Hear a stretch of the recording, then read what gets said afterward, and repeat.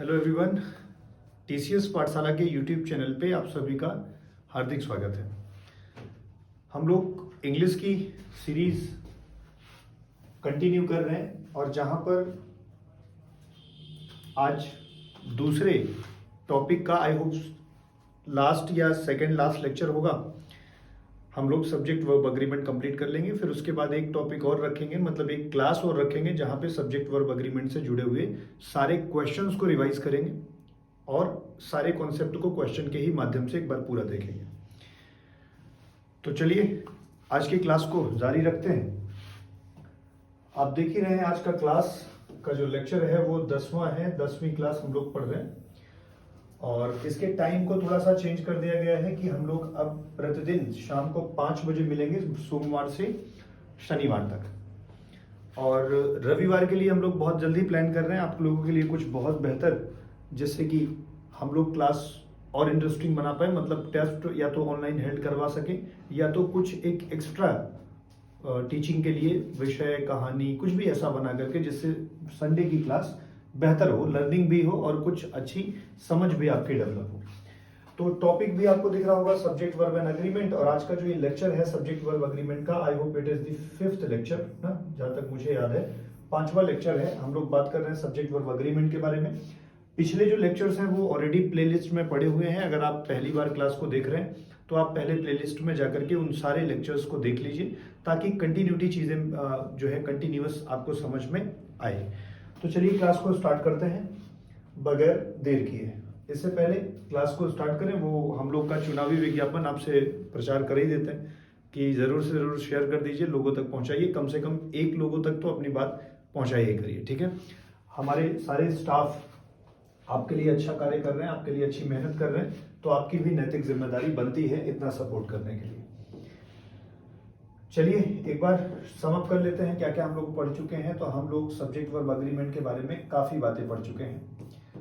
याद करिए पहले लेक्चर से हम लोगों ने शुरू किया था और हम लोगों ने जैसे कि कॉन्सेप्ट में देखा जाए तो हम लोगों ने मेनी का सारा कॉन्सेप्ट पढ़ लिया था और साथ में मेनी ए का या एन का भी पूरा कॉन्सेप्ट पढ़ लिया था। इसके साथ हम लोगों ने बात कर ली थी किसके बारे में, परसेंट के बारे में और परसेंटेज के बारे में। परसेंट और परसेंटेज के बारे में हमारी आपकी बात हो गई थी। इसके बाद जो थर्ड टॉपिक था जो हम लोग बात कर रहे थे, हम लोगों ने अ नंबर और द नंबर के बारे में भी डिस्कशन कर लिया, कैसे क्वेश्चंस बनते हैं। अ नंबर और द नंबर ऑफ के बारे में भी डिस्कस कर लिया। ऐसे ही हम लोगों ने डिस्कशन जो है वो ईच, एवरी, आइदर, नाइदर के बारे में भी कर लिया। ईच, एवरी, आइदर और नाइदर के बारे में भी कर लिया। आइदर और नाइदर को पढ़ते पढ़ते हम लोगों ने एक चीज और पढ़ लिया था, एनी और नन के बारे में भी थोड़ा सा डिस्कशन हो गया था। इसके पश्चात हम लोगों ने जो अगले लेक्चर में, मतलब कंटिन्यूअस 3-4 लेक्चरों में जो हम लोगों ने बात करी है वो हम लोगों ने और भी कॉन्सेप्ट पे बात किया है, ठीक है। परसेंट ऑफ हो गया, आइदर नाइदर हो गया, ईच एवरी हो गया। ऐसे ही जब ऑफ वाला कॉन्सेप्ट होता है, one of, some of, none of, each of, every of, 1/3 of, 2/3 of ना, तो इन सब पे जो डिस्कशन हो गया वो भी पूरे के पूरे कंप्लीट कर दिए गए, ठीक है। इसके अलावा भी हम लोगों ने और भी कॉन्सेप्ट डिस्कस किए हैं जो आप पिछले लेक्चर्स में देख सकते हैं। आज की क्लास हम लोग कुछ एक अच्छे कॉन्सेप्ट से स्टार्ट कर रहे हैं। आई होप या तो आज ये सेकंड लास्ट लेक्चर होगा या तो ये लास्ट लेक्चर होगा सब्जेक्ट वर्ब एंड अग्रीमेंट के बारे में। एक बात ध्यान रखो कि अगर इस लेक्चर को लगातार फॉलो करते रहे तो 2 महीने बाद जितनी भी आपकी परीक्षाएं इंग्लिश की, जिनमें इंग्लिश आती है वो परीक्षाएं होंगी, तो निश्चित तौर पे आपको काफी मदद मिलेगी, ठीक है। एक पूरा का पूरा कंप्लीट सिलेबस आपको मिलेगा इंग्लिश का यहाँ पर, ठीक है। प्रतिदिन तैयार रहा करिए 5 बजे, ठीक है। और इंग्लिश में लगातार सीखते रहिए, हर दिन सीखिए कुछ। तो चलिए आज की क्लास को कंटिन्यू करते हैं और आज की क्लास का कंटिन्यूअस जो लेक्चर है वो हम लोग स्टार्ट करेंगे। इसके पहले अगर आपको कुछ पूछना हो प्रीवियस लेक्चर में जो आपको ना समझ में आया हो तो जल्दी से आप पूछ लें, कमेंट कर लें, हम उसका रिप्लाई भी कर देते हैं और फिर आगे बात करते हैं, ठीक है। आपको जिनको भी लगता है कुछ पूछना है, प्रीवियस लेक्चर में कोई चीज रिपीट करनी है तो बता दिया करिए ताकि हम उसे अगले लेक्चर में शामिल कर लिया करें। हालांकि आज की क्लास हम लोग स्टार्ट करते हैं और जैसे एक सेंटेंस मैंने लिख रखा है और वो सेंटेंस है maths is a difficult subject. Sentence लिखते हैं फिर उसको कॉन्सेप्ट वाइज रिलेट कर देते हैं। जैसे फिर कहा जाए physics is an important subject.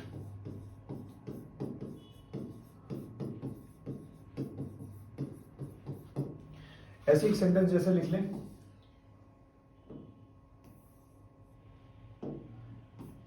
Athletics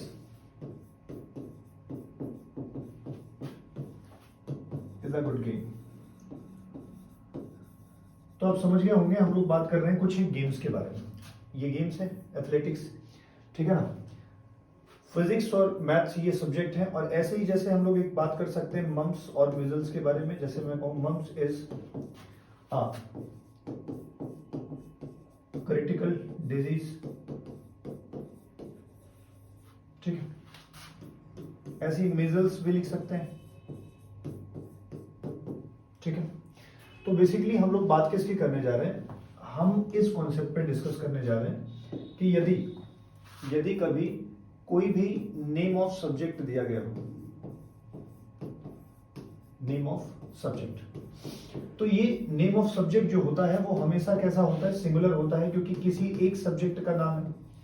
but confusion वहां पे होती है जब कुछ नेम्स ऑफ सब्जेक्ट ऐसे हैं जो देखने में प्लूरल जैसे लगते हैं। जैसे कि अभी पिछले एग्जांपल्स में आप देखिए यहाँ पे मैथ्स लिखा हुआ है ना, तो मैथ्स फिजिक्स इनके लास्ट में एस होने के नाते इनको ऐसा हमको लगता है कि ये प्लूरल हो सकते हैं।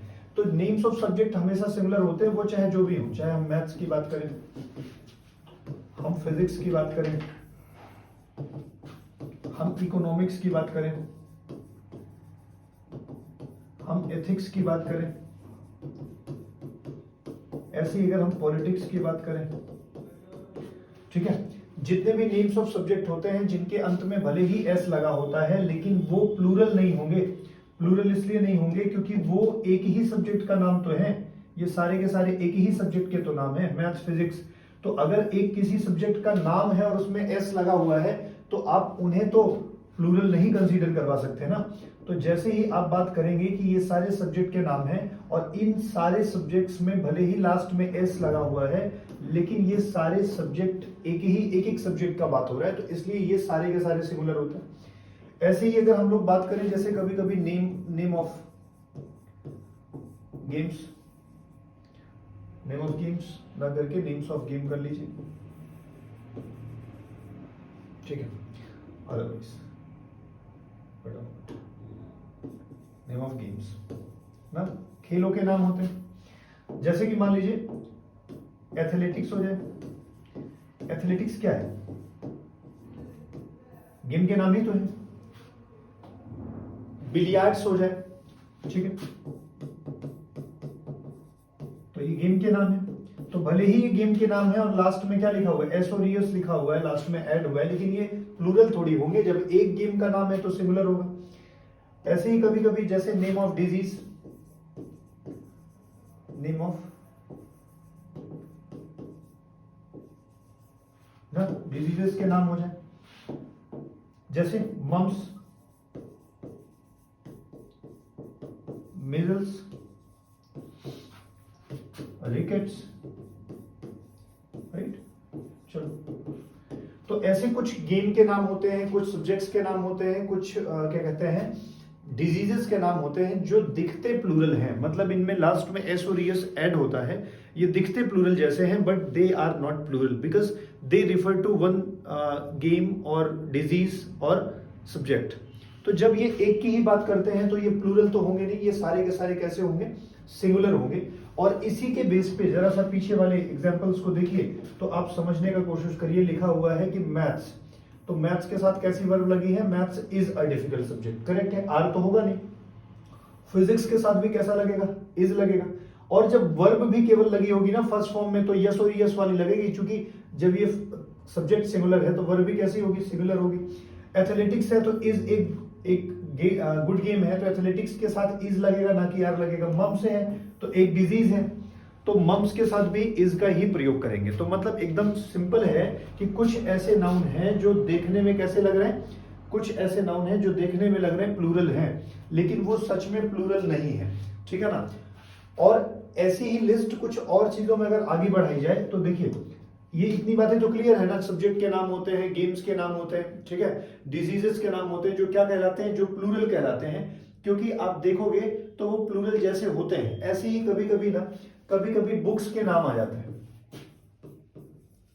बुक्स के नाम आ जाते हैं, या तो हम कहते हैं किसी एक चैप्टर का नाम हो सकता है ना, बुक्स या चैप्टर के नाम हो सकते हैं। जैसे कभी कभी सुना होगा एक मुंशी प्रेमचंद का जो लेसन है जिसे हम लोग समर नाइट्स कहते हैं, समर नाइट्स। तो समर नाइट्स अगर एक स्टोरी है तो summer nights is a story होगा या summer nights are a story होगा। जैसे मान लीजिए हम लोग एग्जांपल में लिखना चाहें और लिखना चाहें कि समर नाइट्स ना is an interesting story, is an interesting story ना, या हम लोग आर एन इंटरेस्टिंग स्टोरी लिखेंगे, बताइए। तो अब चूंकि समर नाइट्स जो देखने में प्लूरल जैसी लग रही है ना, लेकिन ये तो किसी एक स्टोरी का नाम है, और जब स्टोरी का नाम है तो फिर क्या लगाओगे, इज लगाओगे, ना कि यार। ऐसे ही अगर मान लीजिए एक और सेंटेंस हम लोग लिख लेते हैं, समर नाइट्स बुक का नाम है, ऐसे ही कभी कभी एक मूवी का नाम आप लोग देखते हैं ना, पायरेट्स ऑफ कैरेबियन।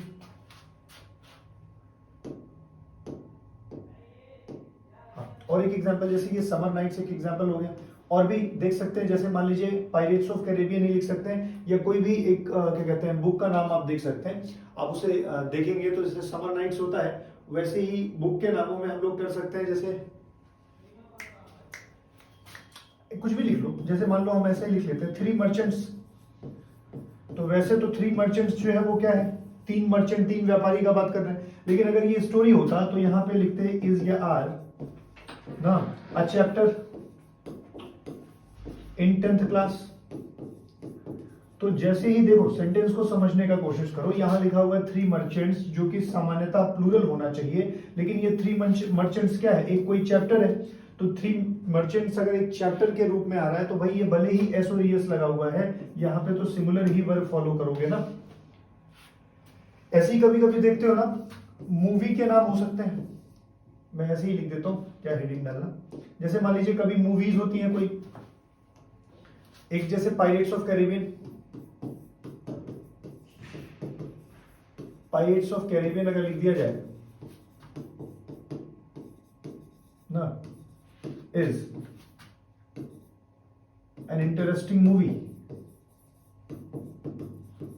तो अब देखो सीधी सीधी बात है, पायरेट्स ऑफ कैरिबियन ये वैसे देखने में प्लूरल जैसा लग रहा है, लेकिन पायरेट्स ऑफ कैरिबियंस को क्या बना दिया गया, एक मूवी, वो एक मूवी का नाम है, तो फिर क्या लगाओगे, इज लगाओगे, करेक्ट रहेगा भाई। ऐसे ही कभी कभी देखते हो ना, देशों के नाम होते हैं, कुछ देशों के नाम होते हैं जो प्लूरल ही रहते हैं। जैसे आप यूएसए लिखते हैं, मतलब यूनाइटेड स्टेट्स ऑफ अमेरिका लिखते हैं, यूनाइटेड स्टेट्स ऑफ अमेरिका। तो देखो यूनाइटेड स्टेट्स ऑफ अमेरिका आपने लिखा, तो भले ही यहाँ पे स्टेट्स लिखा हुआ है, लेकिन क्योंकि हम प्लूरल का बात थोड़ी कर रहे हैं, हम एक देश का बात कर रहे हैं ना। तो अब जैसे मैं बोलूं कि has not participated, United states of America has not participated, तो कोई दिक्कत होगी क्या, कोई गलत होगा क्या? तो यूनाइटेड स्टेट्स ऑफ अमेरिका ये एक कंट्री का नाम है ना, एक कंट्री का नाम है तो सिंगुलर होगा या प्लूरल होगा? देखो अगर एक कंट्री का बात है तो फिर सिंगुलर ही होगा, ऐसा तो कोई दिक्कत है नहीं कि फिर प्लूरल हो जाएगा। जैसे ऐसे ही कभी कभी देखते हो हम लोग बात करते हैं वेस्ट इंडीज कर सकते हैं, वेस्ट इंडीज भी तो एक देश का नाम है ना, तो इंडीज लिखा हुआ है इसका मतलब प्लूरल थोड़े होगा। तो वेस्ट इंडीज अगर एक कंट्री का नाम है तो वो भी कैसा हो जाएगा, सिंगुलर हो जाएगा। चलिए पीछे आकर के देखिए मैं क्या बता रहा था कि कुछ ऐसे सब्जेक्ट के नाम होते हैं जो प्लूरल जैसे दिखते हैं लेकिन नहीं होते, वो सिंगुलर होते हैं। कुछ ऐसे गेम के नाम होते हैं जो प्लूरल जैसे दिखते हैं लेकिन वो सिंगुलर होते हैं। किसी एक डिजीज का नाम हो, भले ही प्लूरल जैसा दिखे लेकिन वो क्या होता है, सिंगुलर ही होता है। ऐसे ही कुछ बुक या चैप्टर्स के नाम होते हैं जो प्लूरल जैसे दिखते हैं, लेकिन क्योंकि वो एक बुक या एक चैप्टर्स के नाम होते हैं, एक चैप्टर का नाम होता है, इसलिए वो सिंगुलर होता है। ऐसे ही कहा कुछ देशों के नाम भी ऐसे होते हैं ना, वेस्ट इंडीज हो जाए, क्या कहते हैं स्टेट्स ऑफ अमेरिका हो जाए, ठीक है, United states of America USA हो जाए, या कुछ किताबों के नाम या मूवी के नाम कुछ ऐसे रख दिए जाते हैं जो एस और ईएस के साथ आते हैं और वो लगता है कि वो प्लूरल है, बट वो सच में प्लूरल नहीं होते हैं, वो सिंगुलर होते हैं क्योंकि किसी एक चीज को रेफर कर रहे होते हैं। तो इस तरीके से आपने समझा कि सब्जेक्ट्स के नाम जो होते हैं भले ही प्लूरल जैसे दिखें लेकिन वो क्या होते हैं, सिंगुलर होते हैं। तो यहां से एक कॉन्सेप्ट हम लोग देखें तो बनता है कि जैसे ही कभी नेम ऑफ सब्जेक्ट होता है ना, तो ये कैसा होता है, सिंगुलर ना। लेकिन यहीं से एक कॉन्सेप्ट बनता है कि जैसे मान लीजिए मैं एक वाक्य लिख दूं कि नेम ऑफ सब्जेक्ट लिखा रहे, नेम ऑफ सब्जेक्ट लिखा रहे, और नेम ऑफ सब्जेक्ट के पहले, नेम ऑफ सब्जेक्ट के पहले क्या लिखा हो, कोई आर्टिकल लिखा हो, क्या लिखा हो, आर्टिकल, या कोई क्या लिखा हो, डिटरमाइनर।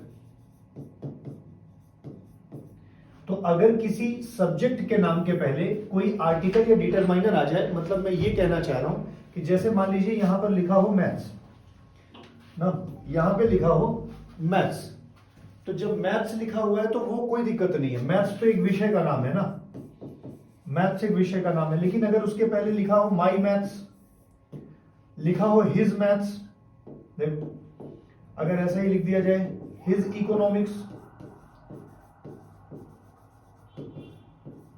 हिज इकोनॉमिक्स, या मैं बोल दूं द फिजिक्स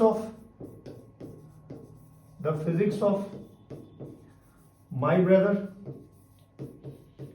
तो बात को समझ पा रहे हैं आप कि जैसे ही सब्जेक्ट के नाम के पहले, सब्जेक्ट के नाम के पहले कोई आर्टिकल या कोई डिटरमाइनर आ जाता है तो हम उस सब्जेक्ट की बात नहीं करते उस समय। जैसे अगर मैथ्स का बात करोगे तो बेसिकली मैथ्स एक सब्जेक्ट है, लेकिन अगर माई मैथ्स का बात करोगे तो माई मैथ्स का मतलब मेरे कैलकुलेशंस, मतलब मेरा जोड़, मेरा घटाना, मेरा गुणा, मेरा भाग, मतलब कि हम लोग एडिशन, सब्सट्रैक्शन, डिवीजन, मल्टीप्लिकेशन की बात करने लगते हैं।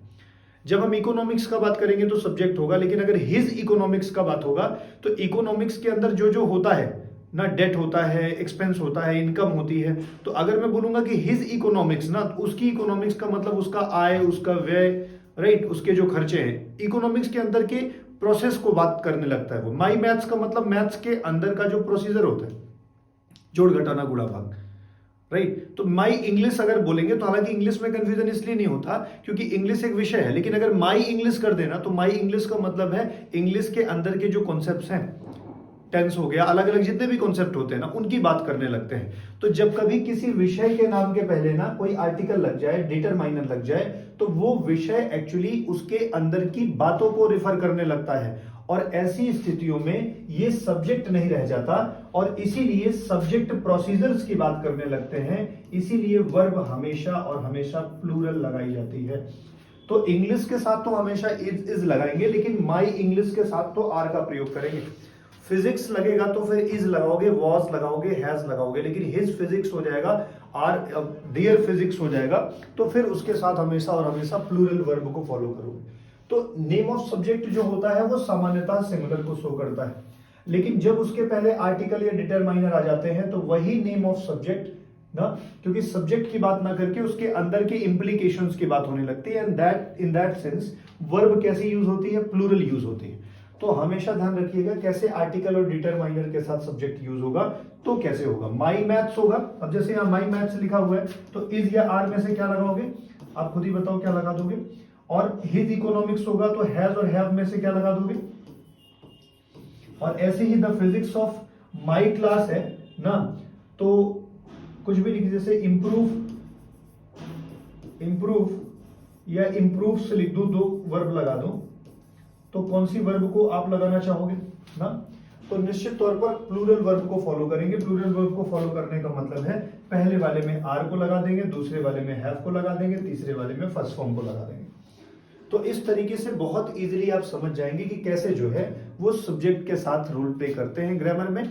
अगर मान लीजिए सब्जेक्ट होगा तो सिंगुलर होगा, और सब्जेक्ट के साथ आर्टिकल या डिटरमाइनर आ जाएगा तो फिर वही सब्जेक्ट प्लूरल की तरह काम करने लगेगा। एक बार जल्दी से देख लीजिए, अगर आपको कोई भी डाउट लगे तो बताइए, क्या फिर से रिपीट करना है, कुछ नहीं समझ में आया हो बता दो, फिर से बता दें।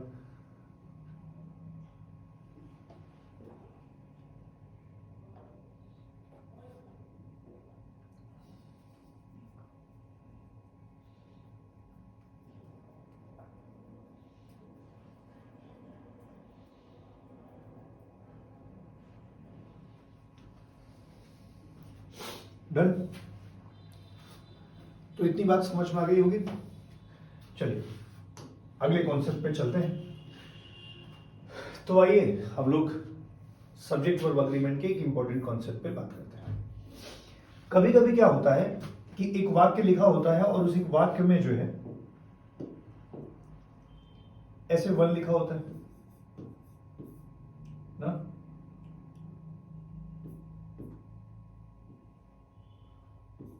टू लिखा होता है, थ्री लिखा होता है, ऐसे करके 10, 5 कुछ भी लिख सकता है। अगर मैं यहां से वन को हटा भी दूं तो कोई डाउट नहीं है, क्योंकि वन तो वैसे भी आएगा तो हमेशा सिंगुलर ही लेगा। हम बात करते हैं 2, 3, 4, 5, 6, 7, 10, 9 ना, कुछ भी लिख सकते हैं। अगर कभी ऐसा आया हो, ऐसा कोई भी वर्ड आया हो और इसके बाद सामान्यतः कभी कभी वर्ड आता है जैसे 1000 ना, कभी कभी मेंबर्स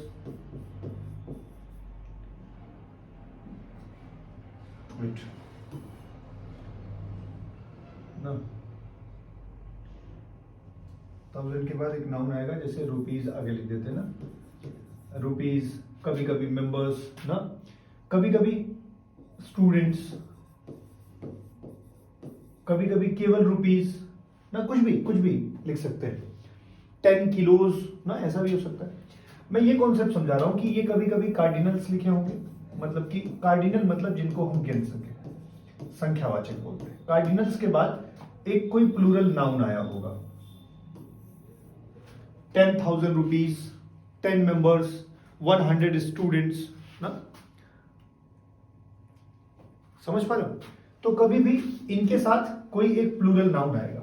लेकिन बच्चों कहानी ये है कि जब कभी भी इनके साथ कोई प्लूरल नाउन आए, मतलब कार्डिनल्स के साथ कोई प्लूरल नाउन आए, लेकिन ये जो प्लूरल नाउन है ना, ये जो प्लूरल नाउन आया है,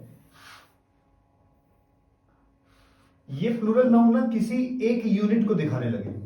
ये जितने भी प्लूरल नाउन है, ये पूरा का पूरा जितना स्ट्रक्चर है, ये किसी एक यूनिट को दिखाने लगे।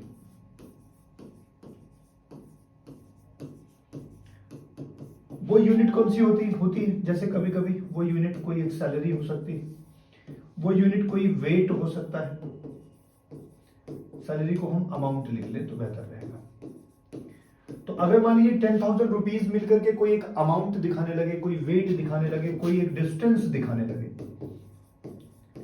तो जब कभी दो या दो से ज्यादा चीजें मिलकर के ना किसी एक चीज के बारे में बात करने लगे, दो या दो से ज्यादा चीजें मिलकर के किसी एक चीज के बारे में बात करने लगे, तो हम उन्हें सिंगुलर ही कंसीडर करेंगे और इसीलिए इनके साथ वर्ब भी कैसी लगाई जाएगी? हमेशा और हमेशा सिंगुलर लगाई जाएगी। आपको ये कॉन्सेप्ट समझ में आया कि नहीं, पहले ये बताइए।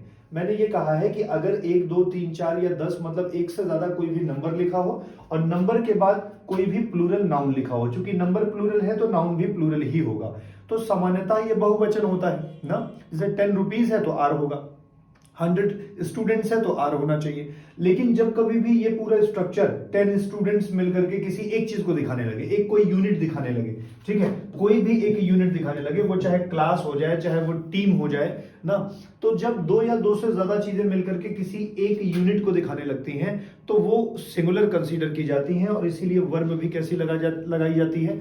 सिंगुलर ही यूज करी जाती है। ठीक है, एक बार और समझ लीजिए कि दो या दो से ज्यादा चीजें मिलकर के किसी एक चीज को दिखाने लगे तो हम उन्हें सिंगुलर कंसीडर करेंगे और वर्ब भी सिंगुलर ही प्रयोग करेंगे। आइए एग्जांपल्स के साथ और बेहतर समझते हैं। जैसे कि अगर मान लीजिए यह कहा जाए कि 10 किलोमीटर्स, मैथ्स का यूज ना ही करूं, यहां पे इंग्लिश लिख देता हूं, 10 किलोमीटर्स इज और are a long distance.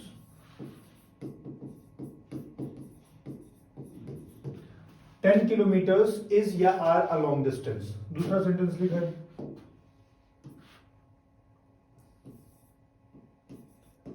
1,000 rupees,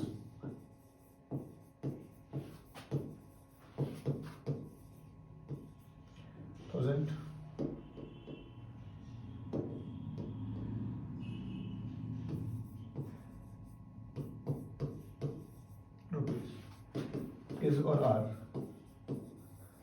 a great amount.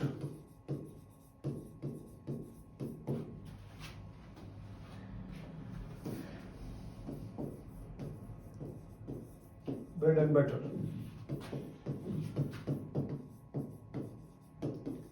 is healthy breakfast. Bread and butter is healthy breakfast.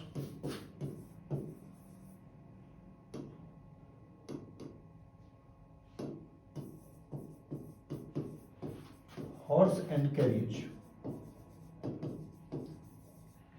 Horse and carriage is or are a good vehicle. Horse and carriage is a good vehicle. जैसे लिख दूं 5,000 rupees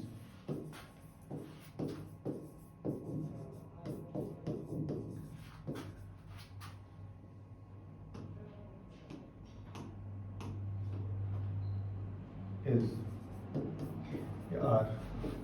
a handsome salary.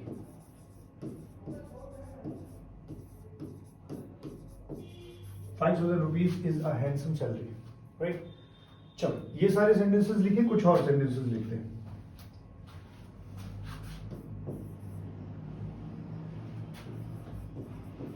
Bread and butter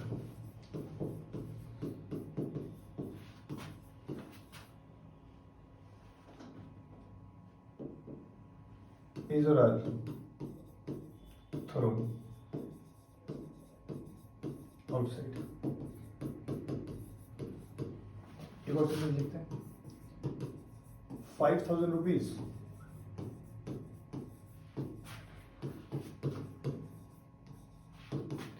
is or are wasted in shopping. ठीक है.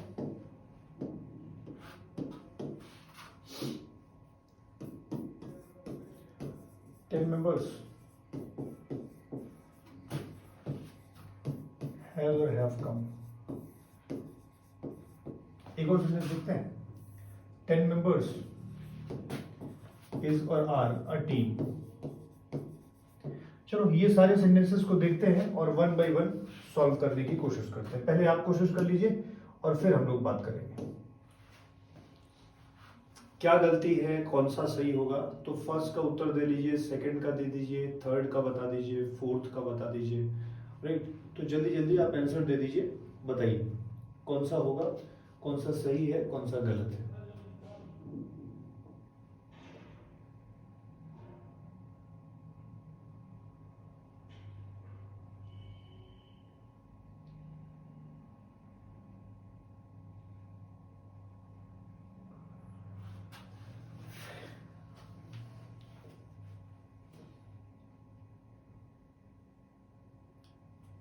ठीक है, देखिए जैसे पहले सेंटेंस को देखिए 10 किलोमीटर्स. वैसे तो 10 किलोमीटर प्लूरल होगा, लेकिन 10 किलोमीटर क्या बन गया, एक डिस्टेंस बन गया. जब दो या दो से ज्यादा चीजें किसी एक चीजों को दिखाएंगे तो सिंगुलर होगा कि नहीं होगा, बिल्कुल होगा. दूसरा सेंटेंस देखिए 1,000 रुपीज है, बहुवचन है भाई, एक से ज्यादा है ना, लेकिन वो क्या 1,000 रुपीज क्या बन गया, एक अमाउंट बन गया. तो जब दो या दो से ज्यादा चीजें किसी एक चीज को दिखाएंगी तो फिर क्या लगाओगे, सिंगुलर. ब्रेड एंड बटर दो चीजें हैं, लेकिन क्या बन गया, ब्रेकफास्ट. तो इस सही है कि नहीं है, बिल्कुल करेक्ट है. अगला सेंटेंस लिखा है कि हॉर्स और कैरिज. वैसे तो दो चीजें हैं, घोड़ा और गाड़ी, लेकिन ये क्या बन गई, एक व्हीकल बन गई, एक साधन बन गई. तो घोड़ा और गाड़ी किसी एक चीज को दिखा रहा है कि नहीं दिखा रहा है, तो फिर इज या आर सिंगुलर. 5,000 रुपीज है ना, और 5,000 रुपीज क्या बन गई, एक सैलरी बन गई. तो दो या दो से ज्यादा चीजें अगर कभी एक चीज को रिफर कर रही हो तो कैसा होगा, सिंगुलर हो जाएगा. फिर इज लगा दो. आगे के सेंटेंसेस को देखो. ब्रेड एंड बटर, तो क्या ब्रेड एंड बटर कहीं पर भी दिख रहा है कि एक बन गई है, कोई एक चीज बनी है, ब्रेकफास्ट बन गया, डिनर बन गया, लंच बन गया. तो जब नहीं बना, जब किसी एक चीज को नहीं दिखाएगा तो भाई वो दो अलग अलग चीजें हैं तो फिर प्लूरल होगी ना. फिर यहाँ पे आर होगा। देखो पीछे वाले सेंटेंस में और इसमें कंपैरिजन करो, यहाँ पे ब्रेड और बटर था और उसको क्या बना दिया गया था, ब्रेकफास्ट, तो वो सिंगुलर हो गया। लेकिन अगर यहाँ पर ब्रेड और बटर दो अलग अलग चीजें एंड से जुड़ी हैं, लेकिन कहीं पर कोई एक चीज तो बना नहीं है, वो तो हम बोल रहे हैं कि दोनों चीजें फेंकी गई हैं बाहर, तो फिर वो प्लूरल हो जाएगी, अलग अलग है तो। और देखो यहाँ पे, वहां पे 5000 रुपीज को क्या बना दिया था, 5000 रुपीज को हमने सैलरी बना दिया था, सैलरी। तो जब 5000 रुपया एक अमाउंट बन गया था, सैलरी बन गई थी, तो सिमिलर था। लेकिन यहाँ देखो 5000 रुपया दिया है और उसके बाद कहा गया कि शॉपिंग में खराब कर दिए गए ना, वेस्ट ना, भी वैसे शॉपिंग वेस्ट नहीं होती, बट ठीक है, यूटिलाइज्ड भी लिख सकते हो अगर आपको लगे तो। 5000 रुपीज अगर लिखा है और उसके बाद क्या कहते हैं, इन शॉपिंग वेस्टेड। अब देखो भाई, पैसों की बात कर रहे हो ना, यहाँ पे कोई एक चीज का बात तो हो नहीं रहा है कि 5000 रुपया कोई एक अमाउंट बन गया, कोई सैलरी बन गई, तो फिर जब एक से ज्यादा है तो प्लूरल होगा, आर लगाओगे, इजली लगाओगे। थर्ड सेंटेंस देखो, 10 मेंबर्स है, 10 आदमी है, और 10 आदमी है तो कहीं पर कोई एक चीज तो शो नहीं कर रहा है, तो फिर प्लूरल है तो प्लूरल रहेगा। लेकिन यहाँ देखो वही 10 आदमी है, 10 मेंबर्स, मतलब यहाँ पे ऐसे कर सकते हो। अब 10 मेंबर्स क्या बन गई, एक टीम बन गई, तो 10 लोगों की जब एक टीम बन गई तो फिर क्या लगाओगे, इज लगाओगे, आर नहीं लगाओगे। जैसे अगर मैं लिख दूं कि 100 स्टूडेंट्स, 100 स्टूडेंट्स ना, अब यहां लिख दूं इज और आर, और फिर लिख दूं अ क्लास, 100 लड़कों की क्लास बनती है। तो अब 100 स्टूडेंट्स लिखा हुआ है ना, 100 स्टूडेंट्स के बाद क्या लिख दिया गया, क्लास है, तो 100 स्टूडेंट्स की क्लास है, तो 100 स्टूडेंट्स से क्लास बन गया ना, तो फिर सिमिलर होगा, प्लूरल नहीं होगा। बताइए अगर कोई बात ना समझ में आई हो, कुछ भी ऐसा जो आपको समझ में ना आया हो बताइए।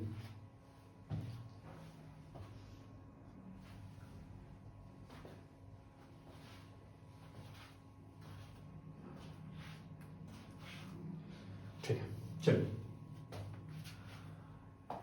एक नए कॉन्सेप्ट पे बात करते हैं, और वो कॉन्सेप्ट है कि मान लीजिए एक सेंटेंस है और जिसमें दो सब्जेक्ट दिए गए हैं,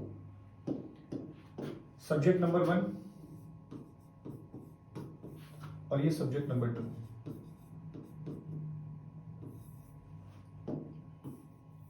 ठीक है, दो सब्जेक्ट जुड़े हैं, और ये दोनों सब्जेक्ट किससे जुड़े हुए हैं, ये दोनों सब्जेक्ट या तो नॉट से जुड़े हैं और या तो एंड नॉट से जुड़े हैं।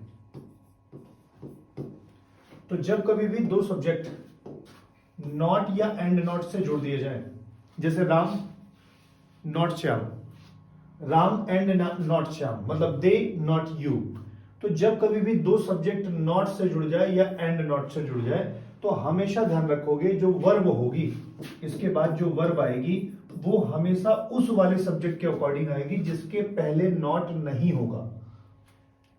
आई रिपीट, जब नॉट या एंड नॉट से ना, या मैं कहूं एक और इसी में जोड़ लो बट से, तो नॉट, एंड नॉट और बट से जब कोई दो सब्जेक्ट जोड़ दिए जाएं तो वर्ब हमेशा उसके अकॉर्डिंग होगी जिसके पहले नॉट, एंड नॉट या बट नहीं होगा। तो देखो ये सब्जेक्ट 2 है ना, तो सब्जेक्ट 2 के पहले तो आया है, तो वर्ब किसके अकॉर्डिंग होगी, सब्जेक्ट के अकॉर्डिंग। आप कहोगे सर इतना देर से बता रहे हो, ऐसे ही बता दो ना कि फर्स्ट सब्जेक्ट के अनुसार होगी। नहीं बच्चे, ऐसा नहीं है, एक्चुअली कभी कभी सेंटेंस ऐसे भी तो आ सकता है। एक मिनट के लिए बट को मैं यहां से एलिमिनेट कर दे रहा हूं क्योंकि यहां पे एक कंफ्यूजन बनेगा। नॉट मोहन बट रमेश, तो जब बट अकेले आएगा तो वो इस रूल को फॉलो करेगा। जैसे मैंने कहा I but you, I but you, दोनों जगह समझ लो। जब नॉट शुरुआत में आ जाएगा तो कभी कभी बट बीच में आता है, तो वहां पे हम इस रूल में बट को कंसीडर नहीं करेंगे। मतलब यहां पे सेंटेंस ये कहना चाह रहा है कि मोहन नहीं लेकिन तुम ना, तो यहां पर हैज या हैव के बीच में टू कम लिखना है। तो जैसे मैं कहूं कि मोहन नहीं, तो नॉट जिसके साथ लगा है उसके हिसाब से वर्ब तो लगानी नहीं है, तो फिर दूसरे वाले सब्जेक्ट के अकॉर्डिंग लगानी है, तो मोहन के, रमेश के हिसाब से ऐसा लग जाएगा।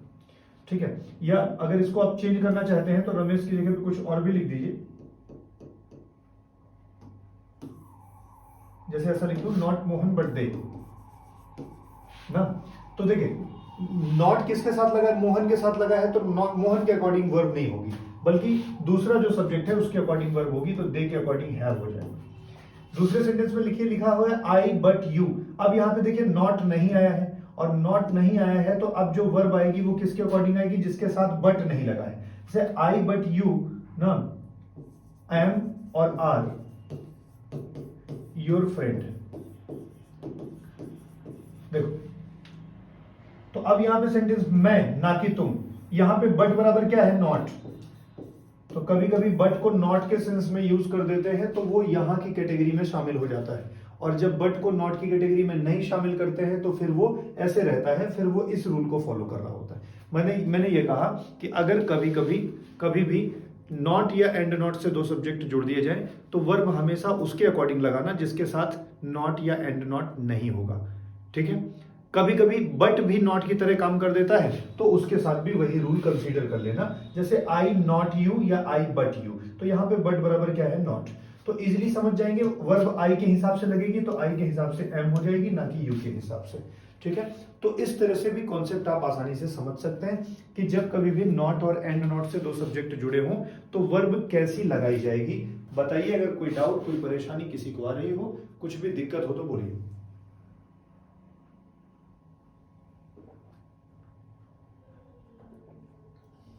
बताइए भाई। चलिए एक और कॉन्सेप्ट डिस्कस करते हैं फिर। आप सभी लोग परिचित होंगे एक नाउन से जिसे आप कलेक्टिव नाउन कहते हैं। कौन सा नाउन, कलेक्टिव नाउन। और ये जो कलेक्टिव नाउन होता है, कलेक्टिव नाउन का मतलब ऐसा नाउन जो कलेक्शन दिखाए, एक से ज्यादा चीजों का ग्रुप दिखाए। जैसे आप टीम जानते हैं, जैसे आप जूरी जानते हैं, जैसे आप क्रू जानते हैं, जैसे आप फ्लाइट जानते हैं, जैसे आप फोल्क जानते हैं, आप फ्लॉक जानते हैं, फ्लीट जानते हैं, राइट। तो ऐसे जितने भी कलेक्टिव नाउन होते हैं, कलेक्टिव नाउन का मतलब ही होता है that word, the word which shows collection, ना, जो कलेक्शन दिखाता है। तो जैसे टीम का बात करोगे तो टीम एक कलेक्टिव नाउन है ना। एग्जाम्पल में ऐसे दो चार रख लेना, जैसे मान लीजिए टीम प्लेयर्स के लिए यूज की जाती है, ऐसे ही बंच यूज करते हैं, बंच मतलब गुच्छा होता है, तो ये भी कीज के लिए, बनानास के लिए, ग्रेप्स के लिए प्रयोग किया जाता है। ऐसे ही कभी कभी आप बोर्ड देखते हैं तो बोर्ड ऑफ डायरेक्टर्स भी होता है, तो बोर्ड भी। ऐसे ही कभी कभी बैंड नाम का वर्ड देखते हैं, ऐसे ही कभी कभी क्राउड नाम का वर्ड देखते हैं, मॉब नाम का वर्ड देखते हैं ना, ये सब कलेक्टिव नाउन में आते हैं। ऐसे ही हर्ड नाम का वर्ड देखते हैं, ऐसे ही फ्लाइट नाम का वर्ड देखते हैं ना। तो ऐसे एक पूरी लिस्ट होती है, फ्लाइट होती है, फ्लीट होती है, फोल्क होती है, फ्लॉक होती है, क्रू होता है ना। तो ऐसे बहुत सारे कलेक्टिव नाउन्स होते हैं। तो ये कलेक्टिव नाउन क्या करते हैं ना, ये कलेक्शन दिखाते हैं, कई चीजों को मिला के एक ग्रुप बनाते हैं। तो कलेक्टिव नाउन जनरली क्या होते हैं, ये सिमिलर होते हैं, और इसीलिए ना जनरली क्या होते हैं, ये लोग सिमिलर होते हैं। और जनरली सिमिलर होने के नाते इनके साथ वर्ब भी कैसी लगती है, सिंगुलर ही लगती है, क्योंकि जब इनका प्लूरल बनता है तब इनके साथ प्लूरल वर्ब लगती है। जैसे टीम, तो टीम सिंगुलर है, और टीम्स तो टीम्स हो जाएगा तो प्लूरल हो जाएगा। अगर हम लोग बोलेंगे कि बंच है तो ठीक है, बंचेज हो जाएगा, तो फिर बात करेंगे प्लूरल में। लेकिन जो मिस्टेक आती है वो यहां से आती है कि कभी कभी ये जो कलेक्टिव नाउन होते हैं ये यूनिट ना दिखा करके अपने अंदर के मेंबर्स की बात करने लगते हैं। देखो कलेक्टिव नाउन्स कभी कभी ना दो तरह से डिवाइड हो जाते हैं, दो तरह के फंक्शन कर देते हैं। जैसे कलेक्टिव नाउन कभी कभी क्या होंगे, वो एक यूनिट को दिखाएंगे। तो जब कलेक्टिव नाउन में कोई अलगाव नहीं होगा, एक यूनिट की तरह रहेंगे, तो कलेक्टिव नाउन हमेशा सिमिलर होंगे। कलेक्टिव नाउन कैसे होंगे, सिमिलर, जब उनमें कोई अलगाव नहीं होगा, जब वो एक यूनिट होंगे। और जब कभी कभी क्या होगा ना, कलेक्टिव नाउन डिवाइड हो जाएंगे, मतलब कि बट जाएंगे। कलेक्टिव नाउन में सेपरेशन हो जाएगा, मतलब कि उनमें अलगाव हो जाएगा। कलेक्टिव नाउन में डिफरेंसेस आ जाएंगे, मतलब आपस में ही मतभेद हो जाएगा। तो जैसे ही कलेक्टिव नाउन में मतभेद हो जाए, बात क्या कहते हैं उनके मेंबर्स की होने लगे ना, मेंबर्स को शो करने लगे। जैसे देखो टीम है तो टीम तो एक वचन है ना, लेकिन अगर मैं कह दूं कि टीम लड़ने लगी, तो टीम आपस में तब लड़ेगी जब उसके मेंबर्स लड़ना चालू कर देंगे। जैसे जूरी एक कलेक्टिव नाउन है, अगर मैं बोलूं कि जूरी ने 5 निर्णय दे दिए ना, जूरी 5 मतों में डिवाइड हो गई, तो जूरी अगर 5 मतों में डिवाइड हो रही है, इसका मतलब जूरी के मेंबर्स अलग अलग मतों में डिवाइड हो रहे हैं। अगर मैं बोलूं कि टीम जो है वो 6 लोकेशंस में बढ़ गई है, या टीम ने अपने अपनी जगह मैदान पर ले रखी है, तो टीम अगर एक है तो वो एक ही स्थान को लेगी। और जब हम ये शो करना चाह रहे हैं कि मैदान पर सभी टीम अपने अपने स्थान पर आ गई है, इसका मतलब हम टीम के मेंबर्स का बात कर रहे हैं, प्लेयर्स का बात कर रहे हैं। तो जब कभी भी हम क्या करेंगे कि एक यूनिट की तरह शो करेंगे, कलेक्टिव नाउन एक यूनिट को शो करेगा तो फिर वो सिंगुलर की तरह कंसीडर होगा।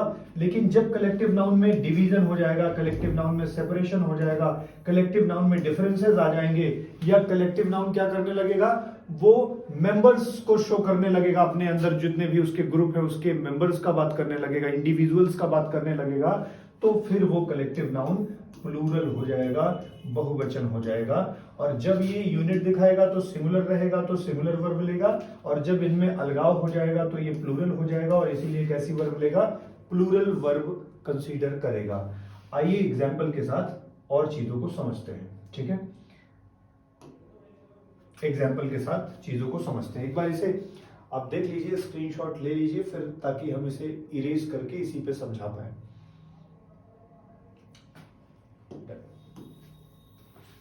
देखो बच्चों, मैं ये कह रहा था कि जैसे मानो इसको थोड़ा सा छोटा कर देते हैं और यहां पे लगा देते हैं, ठीक है।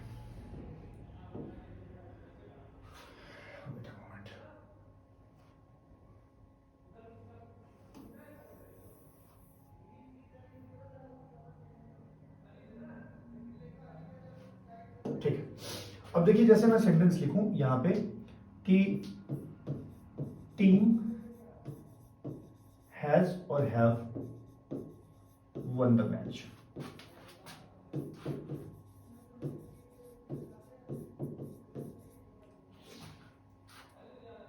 ठीक है, team has or have won the match। एक और सेंटेंस लिख लें, जैसे मैं बोलूं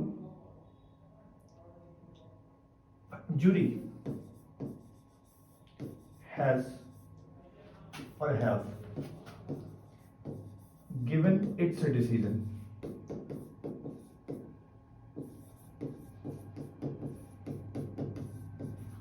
ठीक, एक लिख दूं, jury has or have been divided in two opinions। फिर एक सेंटेंस लिख लें,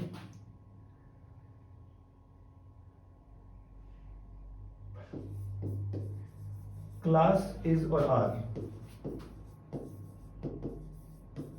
fighting to one another.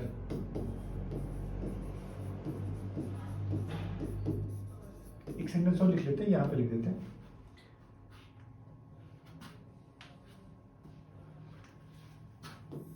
crowd has or have dispersed in all directions। बस सेंटेंस को पढ़ना है और ये फाइंड करना है कि जो कलेक्टिव नाउन है वो अभी एकजुट है या उसमें डिवीजन हो गया है, बस इतना पता करना है। तो पहले सेंटेंस को हम देखें, टीम। तो टीम सामान्यतः एक ग्रुप होता है जो कि सिमिलर होता है। आपको बस ये चेक करना है कि क्या इस ग्रुप में कोई मतभेद या अलगाव तो नहीं हो गया। तो मैंने कहा टीम जो है मैच को जीत गई है, टीम मैच को जीत गई है। यहां से कुछ पता लग रहा है क्या कि अलगाव हो रहा है? ऐसा कुछ लग रहा है? बिल्कुल नहीं लग रहा है।